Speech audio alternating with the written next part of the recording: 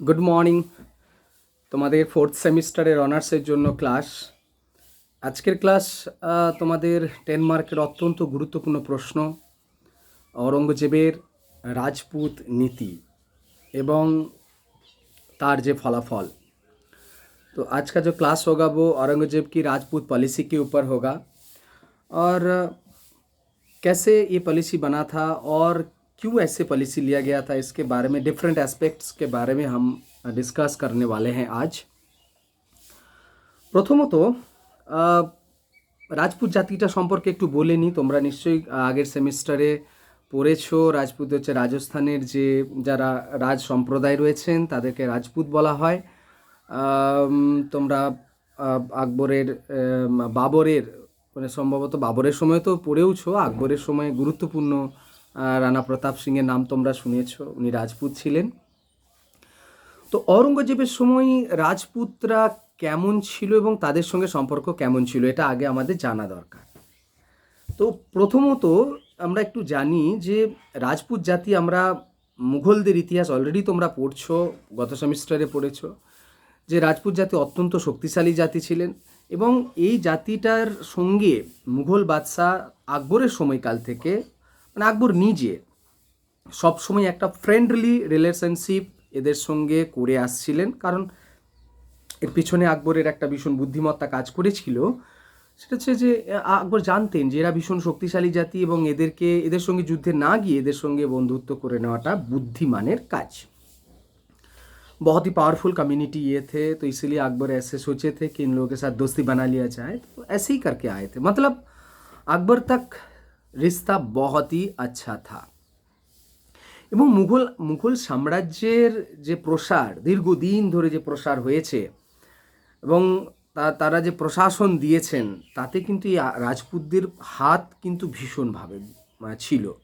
मतलब राजपूत का कंट्रीब्यूशंस भारतीय मुग़ल पीरियड में बहुत ही ज़बरदस्त रहा।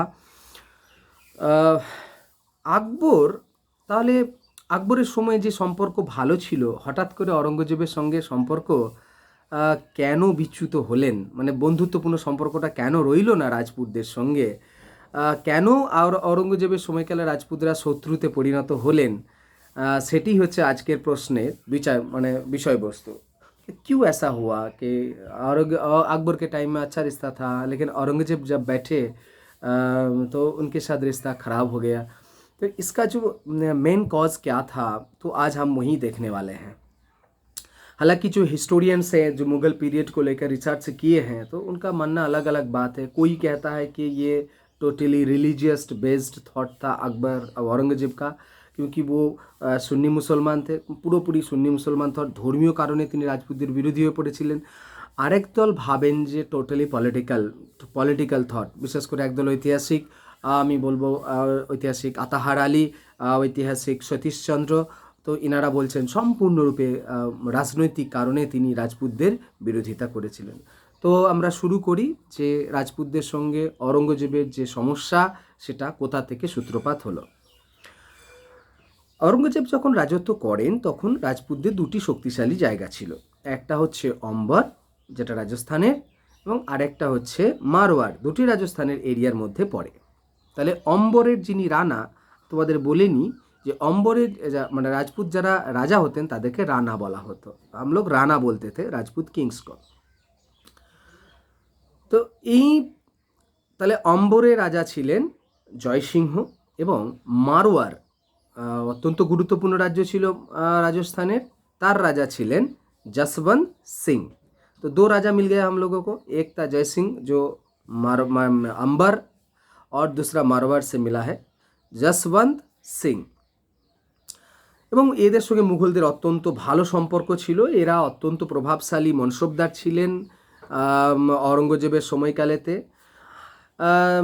অম্বরের যিনি রানা ছিলেন জয়সিংহ, তার সঙ্গে औरंगजेबের সম্পর্ক অত্যন্ত শক্তিশালী ছিল, মানে ভীষণ ভালো ছিল। কারণ আমাদের যদি একটু পিছনের দিকে তাকাই, তোমাদের একটা ক্লাসে औरंगजेब পড়াতে গিয়ে আমি বলছিলাম যে দাক্ষিণাত্য নীতি যে औरंगजेबের পলিসি, সেটা পড়াতে গিয়ে আমি তোমাদের বলছিলাম যে জয়সিংহ শিবাজিকে বোঝাতে সমর্থ হয়েছিলেন এবং জয়সিংহের উদ্যোগেই তো সেই 1665 সালে পুরন্দরের সন্ধি স্বাক্ষরিত হয়েছিল অরঙ্গজেবের সঙ্গে, মানে মারাঠাদের সঙ্গে শিবাজির। তো অদ্ভুতভাবে যখন শিবাজি বিজাপুর আক্রমণ করতে যান, মানে মানে আমাদের জয়সিংহ, তখন এরকম একটা ঘটনা ঘটে যে আম, বিষ খাইয়ে কেউ, এরা রটে যায়, বিষ খাইয়ে কেউ জয়সিংহকে হত্যা করেছেন। এখন এই ঘটনাটার পিছনে অনেকে অনুমান করছেন যে এটা নাকি অরঙ্গজেব ঘটিয়েছিলেন। যাই হোক, সেটা বিচার্য বিষয়। তো এটার কারণে অনেকে অম্বরের যারা জনগণ তারা কিন্তু মানে অরঙ্গজেবের বিরোধী হয়ে পড়েছিলেন বা শুরু করেছিলেন। मतलब विष प्रयोग करके लोग समझ रहे थे कि औरंगजेब ने ही उनको मार दिए थे। এবার দেখি মারওয়ারের বিষয়টা। আচ্ছা, ঔরঙ্গজেবের সময় মারওয়ারের যিনি রানা ছিলেন আমি তো প্রথমেই বললাম, উনি হচ্ছেন যশবন্ত সিং। তো যশবন্ত সিং অত্যন্ত শক্তিশালী রানা ছিলেন এবং 5000ই মনসবদার, 7000ই মনসবদার পেয়েছিলেন ঔরঙ্গজেবের সময়কালে। কিন্তু ঔরঙ্গজেব তো ভারতবর্ষের বাদশাহ, তাই ঔরঙ্গজেবের কোনো না কোনো জায়গায় মনে হয়েছিল যে মারওয়ার যে হারে শক্তিশালী রাষ্ট্র হিসেবে, মানে রাজ্য হিসেবে সামনে এগিয়ে আসছে, তাতে করে তার পক্ষে মেনে নেওয়া একটু অস্বস্তির কারণ ছিলই। 2 নম্বর হচ্ছে যে মানে দিল্লির সঙ্গে যে দিল্লির সঙ্গে ওয়েস্টার্ন সাইডে যে বর্ডারে যে বন্দর রয়েছে আমাদের আরব সাগরের, তো ওই বন্দরগুলোতে আসতে গেলে মারওয়ারের ওপর কন্ট্রোল থাকা অত্যন্ত গুরুত্বপূর্ণ। তাই এটা কিন্তু ঔরঙ্গজেবের মাথাতে ছিল যে মারওয়ার এখনো পর্যন্ত মুঘলদের কন্ট্রোলে নেই। উত্তরাধিকার সূত্রে একটা সমস্যা ছিল, যার ফলে তার দুটো টার্গেট তো ছিল, আর একটা প্রবলেম ছিল মারওয়ারের সঙ্গে। যখন ঔরঙ্গজেব তার ভাইদের সঙ্গে লড়াই করছেন, শাহজাহানের ছেলেদের সাথে, মানে তার অন্যান্য ভাইদের সাথে, যে সিংহাসনে কে বসবেন, তার মধ্যে সবথেকে যে গুরুত্বপূর্ণ ভাইটার সাথে ঔরঙ্গজেবের যেটা যেটা সবথেকে বেশি ঝামেলা হয়েছিল সেটা হচ্ছে দারা শুকো। তো দারা বলা হয় যে মারওয়ারের যিনি মানে রানা ছিলেন যশবন্ত সিং, ওই দারাকে চাইছিলেন যে মুঘল সিংহাসনে বসুক। তো এই ব্যাপারটা কিন্তু औरंगजेब माथाते छिलो। मतलब एक तो कारण ये था, इकोनॉमिक कारण, जो ट्रेड करना चाह रहे थे मारवाड़ के ऊपर, अगर कंट्रोल होगा तो वेस्टर्न साइड का ट्रेड उनके कंट्रोल में आ जाएगा, ये दिमाग में था। और दूसरी बात, एक इंटरेस्टिंग चीज़ ये हुआ था, जब लड़ाई हो रहा था उनके भाइयों के बीच औरंगजेब का, इसलिए उनका जो भाई था दारा, उसके साथ दारा को सपोर्ट करते थे ये जसवंत सिंह। तो औरंगजेब के दिमाग में ये पहले से ही था कि ये जसवंत सिंह जो है ये हमको सिंहासन में बैठने देखना नहीं चाह रहा था पहले। अभी संपर्क ठीक है, लेकिन अजीब गरीब सी बात है, ये दिमाग में ये बात औरंगजेब की था। এখন হতে পারে যে औरंगजेबेर এই রকম একটা মোটিভস তার মধ্যে কাজ করছিল, যার জন্য তিনি দিল্লি থেকে বহু দূরে जसवंत सिंह के जामरूद बोले एक जगह তিনি পাঠিয়ে দেন এবং उत्तर पश्चिम सीमांत नॉर्थ वेस्टर्न साइड जमरूद में वहाँ पर भेज दिया गया, क्योंकि वो सामंत है, सेना बाहिनी का हेड है, तो इसको भेजा जाए, कहीं पर भी भेजते थे मुगल एम्परर, ऐसा नियम था। तो भेज दिया जमरूद में, नॉर्थ ईस्टर्न साइड पाकिस्तान उस साइड पर। तो वहाँ पर बोला जाता है कि एक रहस्यजनक घटना घटी और 1678 में इनका देहांत हो गया। किसका? जसवंत सिंह का। माने जसवंत सिंहेर अद्भुतभावे रहस्यजनकभावे मृत्यु हो जाए। এবং 1679 সালে মুঘল বাহিনী কি হলে, যেহেতু জসবন্ত সিং মারা গেছেন, তাহলে মারওয়ারের সিংহাসন ফাঁকা, সরাসরি মারওয়ার আক্রমণ করে এবং আক্রমণ করে মারওয়ার দখল করে। এবং অদ্ভুতভাবে সেই সময় একটা ঘটনা ঘটে, মাত্র 36 লক্ষ টাকার বিনিময়ে একজন মানুষ যার নাম ইন্দর সিংকে, তাকে ওখানে মারওয়ারের রাজা বলে ঘোষণা করা হচ্ছে, ইন্দর সিং। सो इंदर सिंह को राजा बना के 36 लाख रुपए लेकर औरंगजेब ने कर दिया कि यही राना है आज से। तो इसके साथ साथ क्या हुआ, पूरे मारवाड़ में मुग़ल एडमिनिस्ट्रेशन का शुरुआत हो गई, वहाँ पर ऑफिसर्स चले गए, मुग़ल का जो नियम कानून है वहाँ पर लागू हो गया। इस बात तक तो ठीक है। और क्या क्या हुआ मारवाड़ में, बहुत सारा मंदिर को भी तोड़ दिया गया, ऐसा बोला जाता है। जिजिया जो टैक्स वहाँ पर इम्पोज किया गया। और इंदर सिंह का মানে কে ছিলেন সে সম্পর্কে একটু বলেন। ইন্দর সিং ছিল জসবন্ত সিংয়ের বড় ভাইয়ের জামাই, পৌত্র। তো এবং তার এই যে অমর সিং মানে তার যে জ্যৈষ্ঠ ভাই অমর সিং এবং জসবন্ত সিংয়ের পরিবারের মধ্যে সম্পর্ক ভালো ছিল না। এরকম একটা লোককে औरंगजेब মারওয়ারের সিংহাসনে রানা বানিয়েছিলেন। এই পর্যন্ত তো গেল, মারওয়ার দখল করলেন অরঙ্গজেব। এখন যশবন্ত সিংয়ের মৃত্যুর পর তার দুই দুই পত্নী ছিল, स्त्री वाइफ, दोनों ही प्रेग्नेंट थे। बच्चा हुआ, लेकिन दोनों में से एक का बच्चे का मौत हो गया, और एक बच्चे का मौत हो जाने के बाद एक बचा रहा। उस लड़के का नाम है अजीत सिंह। তো দুটো পত্নী ছিল, সন্তান সম্ভব, একজন বাচ্চা মারা গেল জন্ম হতে গিয়ে, একজন রইলেন, তার নাম হচ্ছে অজিত সিং। তাহলে বিধবা পত্নী রইলেন আর অজিত সিং যশবন্ত সিংয়ের। এই সময়েতে যশবন্ত সিংয়ের একজন অনুগামী ছিলেন যিনি আবার রাঠোর বংশের, সেটা হচ্ছে রাজপুত, বীর দুর্গাদাস। ভালো করে নামটা মনে রাখবে, বীর দুর্গাদাস। তো তিনি চাইছেন যে যশবন্ত সিংয়ের বউ বেঁচে রয়েছেন, বিধবা পত্নী, এবং তার ছেলে অজিত সিং বেঁচে রয়েছেন, যদিও তিনি নাবালক। তো তিনি কি করলেন যে এটা নিয়ম অনুযায়ী উচিত যে তার বাবার তার এরিয়া ফিরিয়ে দেওয়া উচিত, কারণ যশবন্ত সিং, ইন্দর সিং তার বাবা ছেলে ছিলেন না, কারণ যশবন্ত সিংয়ের কেউ ছিলেন না। তো যশবন্ত সিংয়ের পুত্র অজিত সিং বেঁচে রয়েছে, তার ওয়াইফ বেঁচে রয়েছে, তাই তিনি চেষ্টা করলেন দিল্লির সাথে কন্ট্যাক্ট করতে, মানে औरंगजेब साथ कॉन्टैक्ट करते। यही करेक्शन बनाने की कोशिश कर रहे हैं कि दिल्ली के साथ कि इसको लौटा दिया जाए अपना मरवार, क्योंकि जसवंत सिंह का विधवा जो वाइफ है वो मतलब अभी बचे हुए हैं, और उनका लड़का हुआ है अजीत सिंह। औरंगजेब প্রথমে রাজি হলেন, ঠিক আছে আমি আপনার রাজ্য ফেরত দেবো, এটা ঐতিহাসিকেরা বলছেন, এবং কিন্তু তিনি একটা শর্ত দিচ্ছেন যে যতদিন না পর্যন্ত অজিত সিং বড় হচ্ছে ততদিন পর্যন্ত অজিত সিং আমাদের মুঘল রাজদরবারেই থাকবেন। এই যে প্রস্তাব, এবং এমনটা ইনডাইরেক্টলি হিস্টোরিয়ানসরা বলছেন নাকি এমনটা বলা হয়েছিল যে অজিত সিংকে মুসলিম ধর্ম গ্রহণ করতে হবে, এবং ওখানে যা মন্দির আছে সব ভাঙতে হবে, মারোয়ারি হিন্দু মন্দির। তো সেই একটা নক্কারজনক পরিস্থিতি, সেটা মানে আমাদের যে রাঠোর বংশের যে যশবন্ত সিংয়ের যিনি অনুরাগী ছিলেন দুর্গাদাস, তিনি এটা মানতে পারলেন না এবং অপমান বোধ করলেন, এবং তিনি অপমান বোধ করার প্রতিবাদ যখনই করলেন তখনই কিন্তু বন্দি করা হলো তাদেরকে।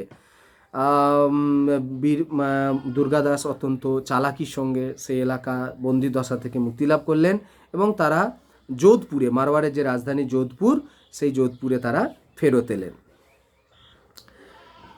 এই অবস্থায় কি হলো, औरंगजेब এবার কি করলেন, যেহেতু যোধপুরে অলরেডি মারওয়ারে অলরেডি বিদ্রোহ শুরু হয়ে গেছে, কার বিরুদ্ধে? ইন্দর সিংয়ের বিরুদ্ধে। ইন্দর সিং মানে औरंगजेबের বিরুদ্ধে। औरंगजेब ঠিক করছেন যে মারওয়ারকে নিজে পুরোপুরি দখল করবেন। এই প্ল্যানকে সফল করার জন্য তিনি তার যে তিন পুত্র আজম, মুয়াজ্জম এবং আকবর, যাকে আমরা দ্বিতীয় আকবর বলছি, তিনজনের মিলিত ফোর্সকে তিনি পাঠাচ্ছেন तीन त्रिमुखी अभियान चलाने उद्देश्य। इन तीनों लड़का को बोल रहे हैं कि मरवार को लेना है हम लोगों को, तो तीनों साइड से आक्रमण करने की प्लान बना लिए।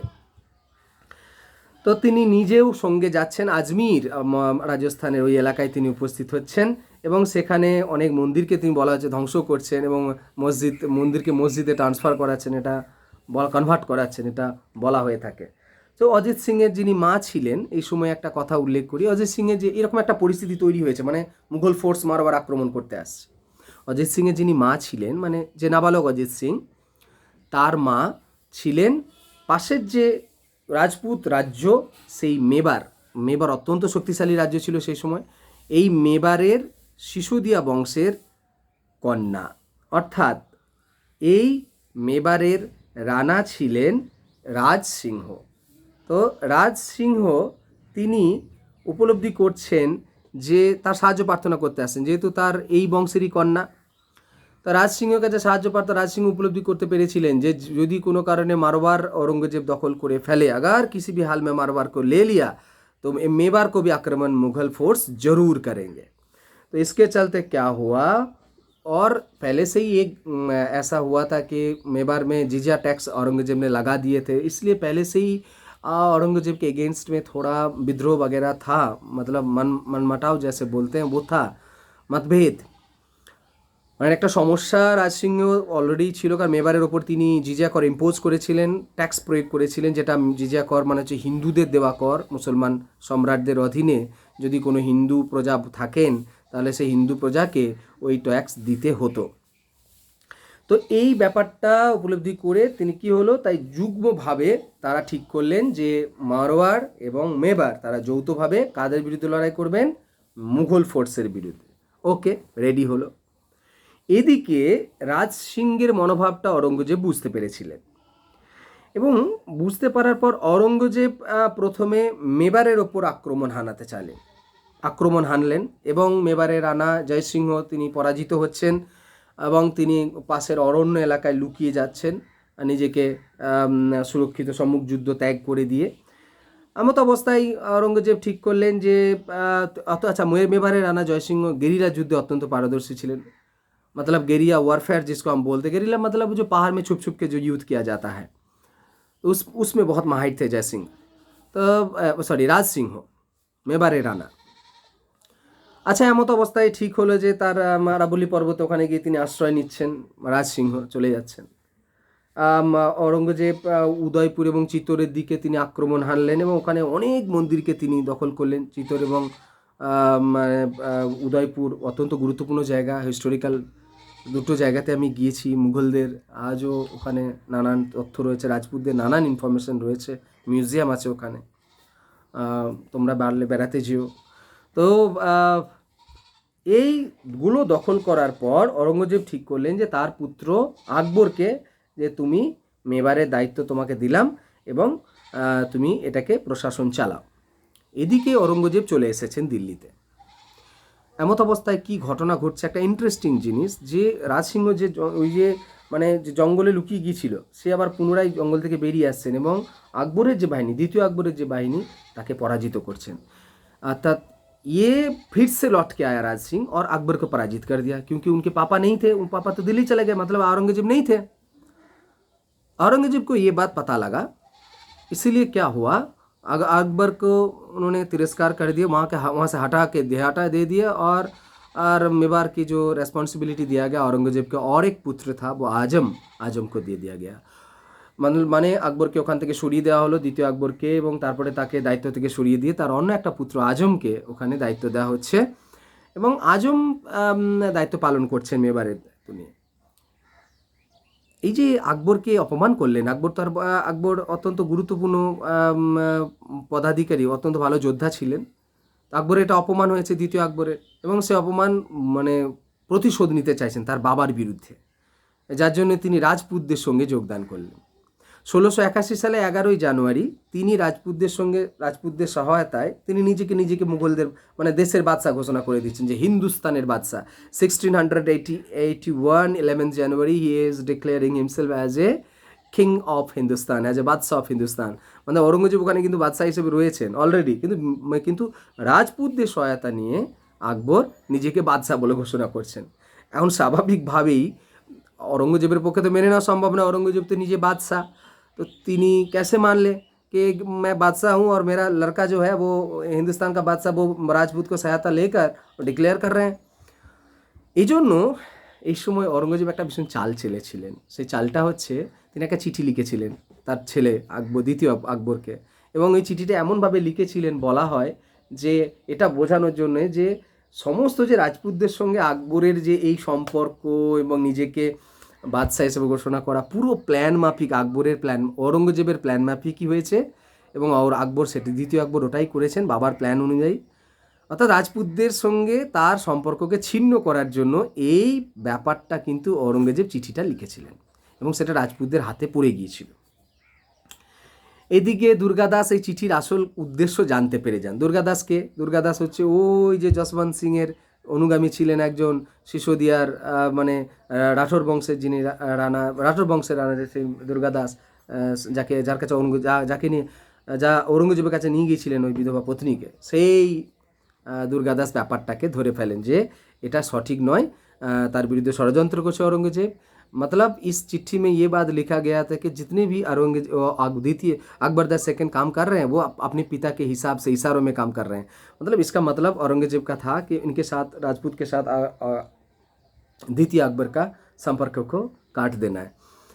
तो এই ব্যাপারটা জানতে পারার পর দুর্গাদাস আকবরকে সঙ্গে নিয়ে, দ্বিতীয় আকবরকে সঙ্গে নিয়ে তখনকার মারাঠা যে শিবাজি পুত্র শম্ভুজির কাছে নিয়ে যাচ্ছেন এবং শম্ভুজির দরবারে পৌঁছানোর পর মোটামুটি ভাবে যেহেতু শম্ভুজি আদর্শ মানে আশ্রয় দিচ্ছেন আকবরকে, তাই औरंगजेবের টার্গেটটা হয়ে দাঁড়ালো শম্ভুজি, যে শম্ভুজি ওকে আশ্রয় দিয়েছেন, শম্ভুজিকে আগে মানে দখল করতে হবে সম্পত্তির রাজ্য এবং তাকে শাস্তি দিতে হবে। এবং আমরা জানি যে আকবর রাজপুতানায় মোটামুটি একটি ব্যবস্থা করার পর আকবরকে শাস্তি দেওয়ার জন্য তিনি দাক্ষিণাত্যে যাচ্ছেন। আমরা জানি এই দাক্ষিণাত্যে তিনি এবং দাক্ষিণাত্যে আকবরের বাবার ভয়ে আকবর পালিয়ে যাচ্ছেন পারস্যে 1681-এ এবং সেখানে 1704 বা ওখানে তিনি মারা গিয়েছিলেন আকবর। তিনি আর देशे ফেরত আসতে পারেননি। तो अकबर उनके पिता के डर से भाग रहे हैं पारस में और वहाँ से, क्योंकि शंभू जी को आक्रमण कर रहे थे, औरंगजेब आ रहे थे आक्रमण करने के लिए। तो এই হিসেবে আকবরের মৃত্যু ঘটল। এখন বিদ্রোহী পুত্র আকবরকে দমনের উদ্দেশ্যে औरंगजेब দাক্ষিণাত্যের মানে অদ্ভুতভাবে 1704 সালে তো আকবর মারা গেছেন, কিন্তু অতদিন তো বেঁচে ছিলেন। দাক্ষিণাত্যে তো আকবরকে দ্বিতীয় আকবরকে তিনি তাকে তো শাস্তি দিতে হবে। নিজের ছেলে যে হারে বিদ্রোহ ঘোষণা করেছে এবং বিরোধী দলের সঙ্গে মিশেছেন, এমতো অবস্থায় তিনি তাকে দমন করার উদ্দেশ্যে তিনি দাক্ষিণাত্যে যাচ্ছেন এবং দাক্ষিণাত্যে গিয়ে ওইখানে সব থেকে শক্তিশালী যে রাজপুত মেবার কথা আমি কিছুক্ষণ আগে বলছিলাম, মেবারের সঙ্গে তিনি সন্ধি চুক্তিতে আবদ্ধ হচ্ছেন। এই সময়ে একটা ঘটনা ঘটে যে 22 অক্টোবর 1680 মেবারের যিনি औरंगजेब বিরোধী রানা ছিলেন রাজ সিংহ, তিনি মারা গিয়েছিলেন। ফলে औरंगजेबের প্রতি রাজপুতদের, মেবারের রাজপুতদের অতটা বিরোধিতা ছিল না। তার ছেলে রাজ সিংহের ছেলে জয় সিংহ সিংহাসনে বসেছিলেন, মেবারের রানা হয়েছিলেন। मेवाड़ का राना हुआ था राज सिंह का पुत्र जय सिंह। এই জয় সিংহ আকবর ওর মুঘলদের সাথে বিরোধে যেতে চাইছিলেন না, যার জন্য তিনি মুঘলদের সঙ্গে একটা চুক্তিতে আবদ্ধ হচ্ছেন। এবং এই চুক্তিতে কি কি জিনিস করা হচ্ছে একটু বলে নিই। সেটা হচ্ছে তিনি নিজে আকবর মানে औरंगजेबের অধীনে 5000 মনসবদারের দায়িত্ব পালন করবেন, औरंगजेबকে কথা দিচ্ছেন। এবং একই সঙ্গে সঙ্গে কথা দিচ্ছেন যে মুঘল বাহিনী তাহলে মেবার থেকে তাদের সেনাবাহিনী সরাবে, আমি আপনাদেরকে 5000 মনসবদার দেব। এবং রানা বলে স্বীকৃতি দিচ্ছেন औरंगजेब কাকে? জয়সিংহকে। 3 নম্বর হচ্ছে যে মেবার থেকে জিজিয়া করকে সরিয়ে দেওয়া হলো এবং প্রত্যাহার করে নেওয়া হচ্ছে এবং তার বিনিময়ে জয়সিংহ 3টে পরগনা মুঘলদের দেবেন বলে ঠিক করলেন। मतलब जिजिया टैक्स को हटाया जा रहा है वहाँ से। और युद्ध में जो जितना भी सती हुआ है, इसके चलते मेवाड़ उनको 3 लाख रुपीस मुगल फोर्स को देंगे, मेवाड़ से मिलेगा मुगल फोर्स को, ऐसा भी चुक्ति में लिखा गया था। মানে 3 লাখ টাকা মুঘল বাহিনীকে দেবে তাদের যুদ্ধের ক্ষতিপূরণ হিসেবে। এবং এটাও ঠিক হয়েছিল যে ওই যে রাঠোর দুর্গাদাসকে কেউ এই মেবার কিন্তু সাহায্য করবে না। যদি মুঘলরা আক্রমণ করে মারোয়ারকে, তাহলে কিন্তু ওখানে সাহায্য করবে না। আর শেষ যে চিতোর দুর্গের মেরামত কিন্তু করতে পারবেন না, কারণ চিতোর দুর্গকে औरंगजेब আক্রমণ করে ক্ষতিগ্রস্ত করেছিলেন এবং শাস্তি দিয়েছিলেন চিতোরকে। তো এইরকম কিছু শর্ত জয়সিংহের সঙ্গে মেনে নিয়ে তিনি এই রাজপুত রাজ্য মেবারের সাথে সন্ধি চুক্তি স্থাপন করতে সক্ষম হয়েছিলেন। এদিকে মেবার মুঘলদের সঙ্গে শান্তি চুক্তি সক্ষম হলেও মারওয়ার কিন্তু औरंगजेबের বিরুদ্ধে যুদ্ধ চালিয়েই যাচ্ছিল। মেবারের সঙ্গে শান্তি স্থাপনের পর তার যে পুত্র আকবর, দ্বিতীয় পুত্র মানে আকবর দ্বিতীয়, এবং মারাঠাদের মধ্যে যে একটা মানে একটা সিস্টেম সম্পর্ক তৈরি হয়ে গিয়েছিল, যার জন্য औरंगजेब ঠিক করলেন যে যেহেতু মারাঠারা ও দ্বিতীয় আকবরকে মানে আশ্রয় দিয়েছেন, তাই মারাঠারাও আমার শত্রু, তার জন্য তাদেরকে দমন করতে হবে। এই উদ্দেশ্যকে সামনে রেখে এবং বিজাপুর गोलकुंडा দখলকে सामने रेखे मतलब साउथ की तरफ उन्होंने कूच किए। और हम लोग जानते हैं जीवन के अंत तक 1707 इस तक औरंगजेब साउथ में ही पड़ा रहा और वहाँ पर ही उनका मौत हुआ, लेकिन मराठा को कभी भी अपने बस में नहीं कर पाया। মানে 1707 সাল পর্যন্ত औरंगजेब দাক্ষিণাত্যে জীবন কাটিয়েছেন, ওখানে অভিযান করেছেন, কিন্তু মারাঠাদের দমন তিনি করতে পারেননি। এবং এটাও বলা হয় যে মারাঠারা মারোয়ারদেরও সাহায্য করেছিল এবং 1709 সালে যখন পরবর্তী মুঘল বাদশাহ বাহাদুর শাহ, প্রথম বাহাদুর শাহ এবং অজিত সিংয়ের সঙ্গে একটা চুক্তি হয়েছিল যে তিনি রানা হিসেবে अजीत सिंह के मेने निच्छेन मारवार राना हिसेबे। वो मारवार की राना है, उनके पुत्र जो है औरंगजेब के बाद के जो औरंगजेब बाद के जो सुल्तान है मतलब बादशाह प्रथम बहादुर शाह, वो मान रहे कि अजीत सिंह राना है।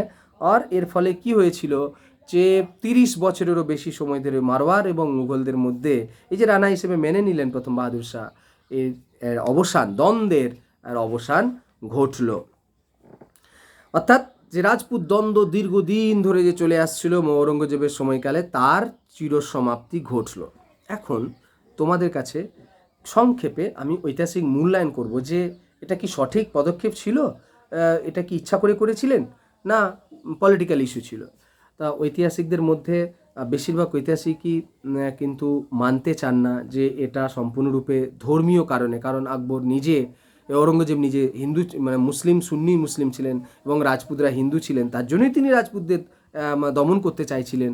এমনটা নিয়েই কিন্তু রাজপুত বারবার তিনি মেবার, মারওয়ার, যোধপুর, আমাদের কি বলে চিত্তোর, এগুলোকে আক্রমণ করেছেন, এটা কিন্তু নয়। ঐতিহাসিক সতীশচন্দ্র বলছেন যে ঔরঙ্গজেবের ইসলামী নীতিকরণের ফলেই এই বিরোধ দীর্ঘস্থায়ী হয়েছিল, এ কথাটা তিনি কিন্তু কখনোই মানতে চান না। তার সঙ্গে তিনি সতীশচন্দ্র যুক্তি দিচ্ছেন যে কেবলমাত্র ওরা হিন্দু বলেই যে ঔরঙ্গজেব দীর্ঘদিন রাজপুতদের বিরুদ্ধে লড়াই করেছেন, এমনটা কিন্তু নয়। তিনি বলছেন যে ঔরঙ্গজেবের রাজত্বকালে যদি আমরা প্রথম 20 বছর দেখি, তাহলে দেখতে পাবে যে औरंगजेब राजपूतদের বিরুদ্ধে একটা কোনো বিরোধ করেননি। मतलब 20 साल, पहला 20 साल औरंगजेब ने कभी भी राजपूत के अगेंस्ट विद्रोह नहीं किया। लेकिन बाद में उनके उनके और एक इंटरेस्टिंग चीज़ बोला गया है कि मनसब जो है वो इतने सारे दिए गए थे राजपूत लोगों को औरंगजेब के टाइम में, उनमें से 19% मनसब जो है वो राजपूत को दिया गया था। मतलब रिश्ता उनका अच्छा ही था, खराब नहीं था। মানে এটা বলা হচ্ছে যে সম্পর্ক কোথায় খারাপ ছিল। সতীশচন্দ্র বলছেন যে রাজপুতদের সাথে প্রথম 20 বছর ওনার সম্পর্ক খারাপ ছিল না, তিনি ওনাদেরকে মনসব দিয়েছেন এবং 19% তার রাজ্যের, ভাবা যায় একটা জাতিকে তিনি মনসব দিয়ে দায়িত্ব রেখেছিলেন। এবং অদ্ভুতভাবে সংখ্যাগরিষ্ঠ, মানে এরকম সংখ্যাগরিষ্ঠ কোনো জাতি মুঘল দরবারে পদ পায়নি যতটা औरंगजेब সময় পেয়েছিল। তাহলে আমরা কি করে বলতে পারি যে औरंगजेब রাজপুতদের বিরোধিতা করেছিলেন? हम लोग कैसे बोल पाएंगे कि राजपूत इतने फैसिलिटीज ले रहे थे औरंगजेब से? तो इसका कारण कुछ और था। দ্বিতীয়ত বলা হচ্ছে যে औरंगजेबের রাজপুতদের মানে যারা যারা মনসব ছিলেন, বিশেষ করে আমি বলছি রাজপুত মনসব যশবন্ত সিং এবং জয় সিং। তো জয় সিংয়ের গল্পটা যেটা প্রথমেই আমি বলেছিলাম যে জয় সিংহকে বিষ পান করানো হয়েছিল, পরে তথ্য দ্বারা প্রমাণিত হয়েছে যে এই মনসবদার, মুঘল মনসবদার জয় সিংকে বিষ প্রয়োগ করে মরেননি, তিনি ন্যাচারালি মারা গিয়েছিলেন। এবং অন্যদিকে যশবন্ত সিংয়ের হত্যাকাণ্ডটাও তিনি যে ইচ্ছা করে মারেননি, এটা কিন্তু ঐতিহাসিকভাবে প্রমাণিত হয়েছে। তাই বর্তমান বিখ্যাত ঐতিহাসিক আতাহার আলী তিনি মন্তব্য করছেন যে औरंगजेबের এই যে বিরোধিতা, সেটা কিন্তু কোনো রকমের জাতীয় বিদ্রোহ নয়, এটা একটা মানে কি বলবো, রাজপুতদের একটা ছোটোখাটো বিদ্রোহ আমি বলতে পারি। মানে তার উনি বলছেন এটা मतलब राजपूत का विद्रोह हो सकता है लेकिन एक नेशनल वार नहीं है। कारण बहुत सारे राजपूत मतलब कम्युनिटी का नाम बताया गया, जैसे नाम হচ্ছে কুচওয়ারা, হারা, ভাটি, বিকানির, এই সমস্ত জায়গায় যারা রাজপুত ছিলেন তারা औरंगजेबের সেনাবাহিনীতে ভিন্ন ভিন্ন পোস্টে চাকরি করেছেন, যার জন্য নাম শুনতে পাওয়া যায় বিসেন সিং, বিকানিরের অনুপ সিং, বুন্দির অনিরুদ্ধ কিশোর সিং। এরা কিন্তু औरंगजेबের सेनाबाहिनीते as a commander in chief करके ये पोस्ट होल्ड कर चुके थे। तो मतलब राजपूत के साथ औरंगजेब का जो रिश्ता खराब हुआ, ऐसा बोला जा रहा है, वो ठीक नहीं था। और एक बात अताहर अली ऐसे बोल रहे हैं कि मारवाड़ में 36 लाख रुपए लेके इंदर सिंह को क्यों दिया गया था। तो ऐसा हो सकता था कि वो तो ऐसे कर सकते थे कि जो हिसाब जो है, अगर वो राजपूत विरोधी होते, हिसाब जो है अगर किसी राजपूत राणा का मौत हो जाता है, मनसबदार का मौत हो जाता है, तो अकॉर्डिंग टू लॉ उस मनसब को पूरी तरह से मुगल फोर्स कैप्चर कर सकते थे। लेकिन औरंगजेब ने ऐसा नहीं किया, औरंगजेब ने इंदर सिंह को दे दिया। अगर औरंगजेब का सोच ऐसा था तो वो तभी मारवाड़ को दखल कर सकते थे। মানে যেটা আমি বলতে চাইলাম যে মারওয়াড়কে তার যদি দখল করার ইচ্ছা থাকতো, নিয়ম তো ছিল কোনো মনসবদার মারা গেলে তাহলে মনসবদারটা মুঘল বাদশার আন্ডারে চলে আসবে, কিন্তু औरंगजेब তো সেটা করেননি। তিনি হতে পারে 36 লাখ টাকার বিনিময়ে সেখানে তার যে যশবন্ত সিংয়ের বড় ভাই অমর সিংয়ের ছেলেকে, পৌত্র জামাইকে তিনি দিয়ে দিয়েছেন ইন্দর সিংকে, এটা হতে পারে, কিন্তু তিনি কখনোই ডাইরেক্ট দখল করেননি। এখন অরঙ্গজেবের আরেকটা বড় বিষয় হচ্ছে যে তিনি দুই পত্নীর কথা শুনেছিলেন যশবন্ত সিংয়ের, এবং তিনি তো তার ছেলেকে মনসব দিতে চেয়েছিলেন, এবং তাকে পরবর্তীকালে তিনি যে রানা হিসেবে মেনে নেবেন এই কথাটাও তিনি বলেছিলেন। কিন্তু তিনি 36 লাখ টাকার বিনিময়ে ইন্দর সিংকে দিয়েছেন, এটা নিয়ে ঐতিহাসিকদের মধ্যে প্রশ্ন আছে। আচ্ছা, প্রশ্ন ওঠে কেন তিনি ইন্দর সিংকে, কোয়েশ্চেন আ রা হ্যায় কি কেন কেন তিনি ইন্দর সিংকে তিনি মনসব ওই যে মারওয়ারে দায়িত্ব দিলেন 36 লাখ টাকার বিনিময়ে, ঐতিহাসিকরা প্রশ্ন তুলেন। কিন্তু এর একটা ব্যাখ্যা আছে, एक एक्सप्लेनेशन है कि जो इंदर सिंह जो है वो पहले से ही 1000 मनसबदारी पोस्ट होल्ड कर रहे थे और बहुत काबिल इंसान थे। साउथ के बहुत सारे वॉर में इन्होंने औरंगजेब का साथ दिया था। उस वक्त जो हालात थे, अजीत सिंह वो नाबालग थे, इसलिए मारवाड़ को संभालने के लिए एक ऐसे काबिल इंसान की ज़रूरत था, इसीलिए उन्होंने इंदर सिंह को चुना था। ऐसा नहीं कि अजीत सिंह को इसलिए ठुकरा दिए थे, वो नाबालग थे। মারওয়ারের মতো একটা শক্তিশালী রাজ্যে অজিত সিংয়ের মতো একটা নাবালককে বসানো তিনি প্রয়োজন মনে করেননি। তিনি মনে করছেন যে ইন্দর সিংকে বসানো অত্যন্ত গুরুত্বপূর্ণ, কারণ Inder Singh already 1000 মনসবদারি post hold করছিলেন অরঙ্গজেবের অধীন। এছাড়া অরঙ্গজেবকে বিভিন্ন যুদ্ধে সাহায্য করেছেন, অর্থাৎ তিনি যোদ্ধা ছিলেন, যার জন্য অরঙ্গজেব ইন্দর সিংকে বেছে নিয়েছিলেন। অর্থাৎ এই যে পক্ষ বিপক্ষ নানান যুক্তির মধ্য দিয়ে আমরা যে ফলাফল বলবো, যে উপসংহার যদি আনি, তাহলে আমরা এটাই বলতে পারি, এই আক্রমণ দীর্ঘদিন রাজপুতদের বিরুদ্ধে, রাজপুতানার বিরুদ্ধে যে আক্রমণ, এটা মুঘল সাম্রাজ্যের পক্ষে ক্ষতি হয়েছিল। बहुत ही नतीजा खराब निकला था, क्योंकि बहुत सारे मुग़ल फोर्स के राजस्थान के मरुभूमि में बहुत सारे लोगों की मौत हो गया था। মানে প্রচুর লোকের মৃত্যু হয়েছিল রাজপুতানার মরুভূমিতে, যারা বিনা কারণে প্রাণ বলি দিয়েছিলেন। প্রচুর টাকা খরচা হয়েছিল রাজপুতদের বিরুদ্ধে যুদ্ধ করতে গিয়ে, এবং যে টাকাটা তিনি হয়তো জনকল্যাণে ইউজ করতে পারতেন অরঙ্গজেব, এটা বলা হয় তার একটা ক্ষতির দিক। 2 নম্বর ক্ষতির দিক, যে এই যুদ্ধে মুঘল বাহিনী যে এতদিন ধরে একটা প্রচার ছিল, মুঘল ফোর্স ইজ আনডিফিটেড, এই যে অপরাজয় শব্দটা ছিল মুঘল ফোর্সের সঙ্গে, রাজপুতদের বিরুদ্ধে যুদ্ধ করতে গিয়ে তিনি পরাজিত হয়েছেন, তার ছেলে পরাজিত হয়েছেন, অর্থাৎ তাকে দণ্ডে হাজার হাজার সেনাকে হারাতে হয়েছে। এই যে একটা মিথ ছিল, সেই মিথটা কিন্তু ভেঙে গিয়েছিল, অর্থাৎ মুঘল বাহিনীকে কিন্তু পরাজিত করা যেতে পারে।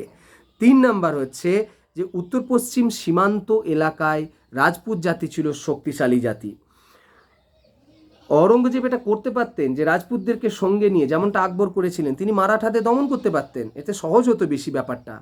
সেই সুযোগটা औरंगजेब हाथछाड़ा করে দিয়েছিলেন। मतलब राजपूत को साथ लेके औरंगजेब इनके शिवाजी के अगेंस्ट में लड़ सकते थे, वो आसान हो जाता शिवाजी को डिफीट करना, लेकिन औरंगजेब ने ऐसा नहीं किया, इसलिए ये मौका उनके हाथ से चला गया।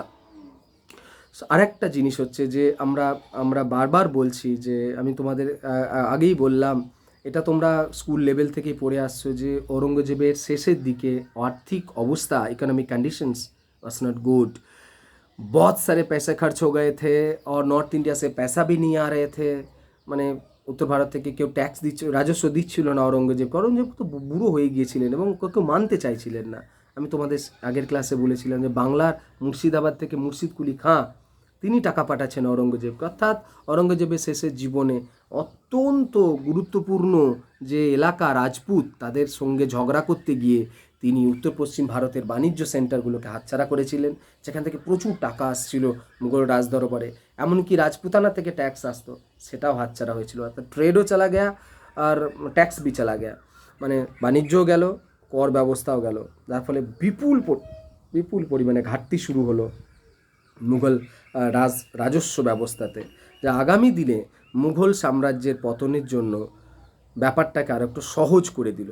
এর জন্য বলা হয় ও মুঘল সাম্রাজ্যের পতনের জন্য ও রাজপুত নীতি, औरंगजेबের রাজপুত নীতি ভীষণভাবে দায়ী ছিল। তো তোমরা 10 মার্কের একটা কোয়েশ্চেন অবশ্যই করবে, ইম্পর্টেন্ট প্রশ্নটা হচ্ছে যে মুঘল সম্রাট औरंगजेबের রাজপুত নীতির ব্যাখ্যা দাও, এবং ওর সঙ্গে সঙ্গে করবে মুঘল সাম্রাজ্যের পতনে औरंगजेबের দায়িত্ব, মানে রাজপুত নীতি কতটা দায়ী ছিল। তো describe the Rajput policy of Aurangzeb and how much responsible for the decline of Mughal empire of this thought, how much responsible of Rajput policy for the decline of Mughal empire.